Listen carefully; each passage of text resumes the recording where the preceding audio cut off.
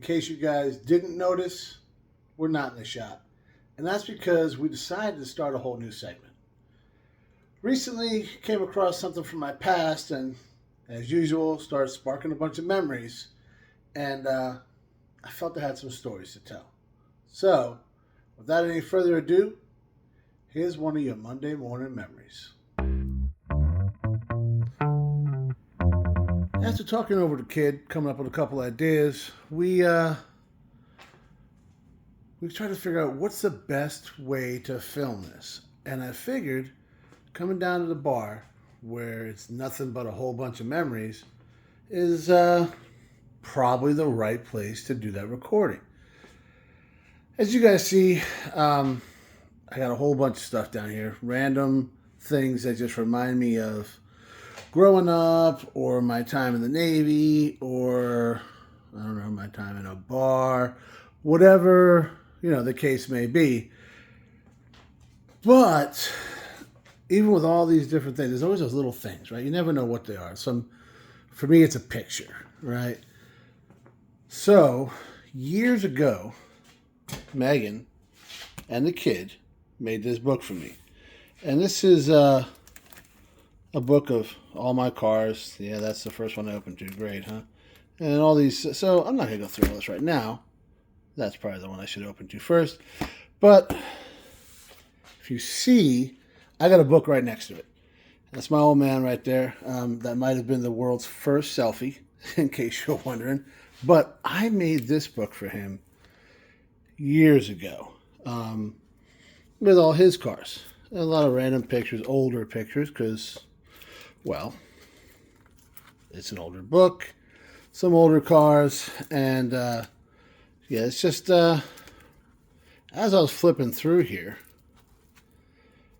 I came across something that sparked a whole bunch of memories, and I thought was definitely where to start this segment. So, guys, the idea of the segment is to kind of let you know where I'm coming from, right? Everybody got started on cars for a different reason. I want to say 80% of the time was from someone in their family, usually their father, an older cousin, older brother, whatever. And I don't have an older brother. I do have some older cousins that were part of the cause too, but my dad was definitely the one that caused this whole addiction. And I had told him that quite a few times in his lifetime. Once I had him down the shop, and I actually told him, I said, you do realize this one picture you gave me when I was like 8 years old at a car show. First car show he took me to. And that one picture, that 67 GTO you guys see down the shop, is above my bench there, caused all that, everything outside. And he said, you know what, I don't regret it. And neither do I, not even a little bit. So what's funny about that is we went to that car show with, when we drove that 77 LeMans I just showed you. And we went with Chippy and Billy and Big Chippy, and it was awesome, right? It was kind of funny. They drove the Cutlass I got in the shop right now, and we drove the LeMans that I chased forever. You see I now have one, right? So I think that's the best place to start. How do I remember this? Because you always remember this kind of stuff. Like I told a story long ago on a tech tip about my cousin Sal, how I was 6 years old, my dad took me to his shop, and that's what sparked it. And then he just kept feeding it, right?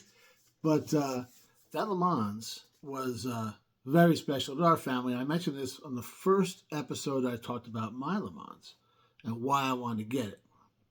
So it's only fitting that as I tell the history of my cars, Pugliese Speed Shop, we start with a car that was never 100% mine.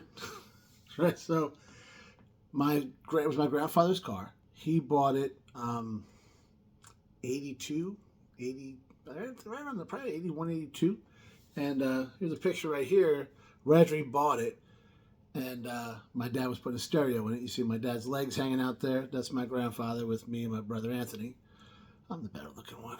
But we, back then you didn't get nothing for stereo. So if you want a tape player, my dad, he put the old Spark-O-Matic in there and It was primo, right?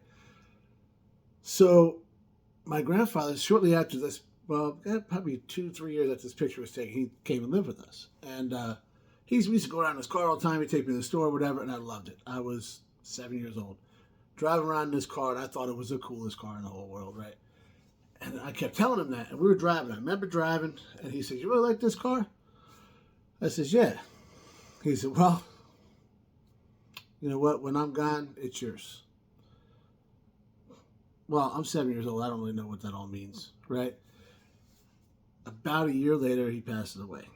And my father was, "That's your car. It's going to be your car." And he actually left it to my mom, which was great because I was 8 years old. So that was probably the responsible thing to do. And that was our family car for years. And, it had the 301 in it. It hesitated when you left off of a light, It wasn't known for being the most, it was pretty reliable. I don't remember being stuck with it.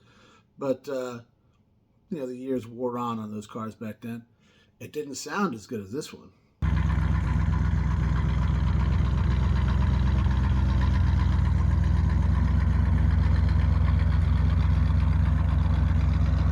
That's which I did not expect mine to sound like that, but whoever put that exhaust on nailed it. So as time went on, I was about 12 years old. My dad put a set of wheels on this thing. It was actually off my cousin Michael's Monte Carlo, so Kragers, not your SS's. This was the 80s where we were messing with some really ugly stuff. Sorry, Mike. But he had him on his Monte Carlo. He ended up wrecking the Monte Carlo and then gave my dad the wheels. So my dad went to put them on, couldn't get them we couldn't break the bolts loose, guys. We didn't have no tools. We had a dirt driveway and some ingenuity, right? But he was having some work done in the shop, and he said, "Hey, can you pull these wheels off and put these mags on?" Because my grandfather had them wires that you see in this picture right here, and man, they were classy. They were. I think looking back, my dad never would have done that for a couple of reasons, right? Because I remember I was riding with my mom. She was taking like a Boy Scout thing or a basketball game or something that night, and she says, "Man, your father's got to take these locks off these wheels. They're too noisy." I said, "Noisy? What are you talking about?" I was about 12 at this time, like I said. And she says, "You don't hear that clicking?" So my mom thought the locks on the wheels were like little master locks or something, like flipping around. This was all new stuff back then, guys. So I said, "Mom, that don't sound right." And she's like, "Yeah, I think you're right." So she said, "Let's go home." So she makes a ride on 14th Street. We only live on 16th, so we didn't get that far. She makes a ride on 14th Street, and this boom, this thing bounces all over. If I remember correctly, my brother Joe was in the car. He flipped in the back seat. This was before car seats, too, guys, so don't worry about that. And the front left wheel down the road.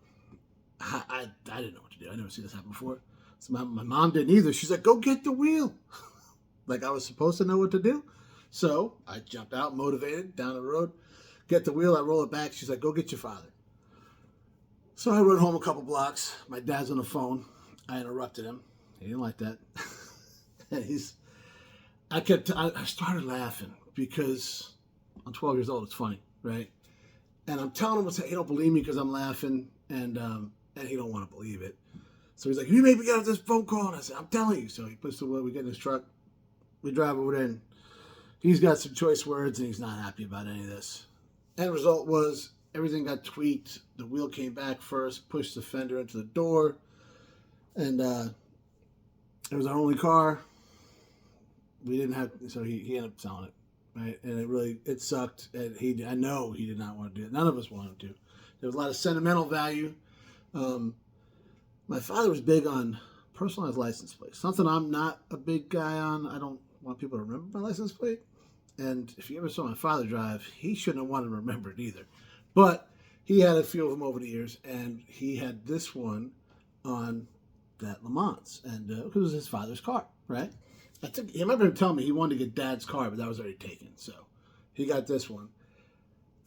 Still in my mother's garage, and I had the other one down in the shop. He gave me. That was my first collectible license plate I ever had, and we both kept it for over the years because the car was that meant that much to us. like I said, he had to sell it. It sucked. It ended up, some guy bought it. He sold it to the shop that did the work, which he thought was a little shisty at the time because the guy was trying to buy the car. There was some accusation. But the guy that worked at the laundromat 2 blocks from our house ended up buying it. We see it all the time. I'm sure nobody saved those cars. I'm sure it got crushed along the way, and that sucks.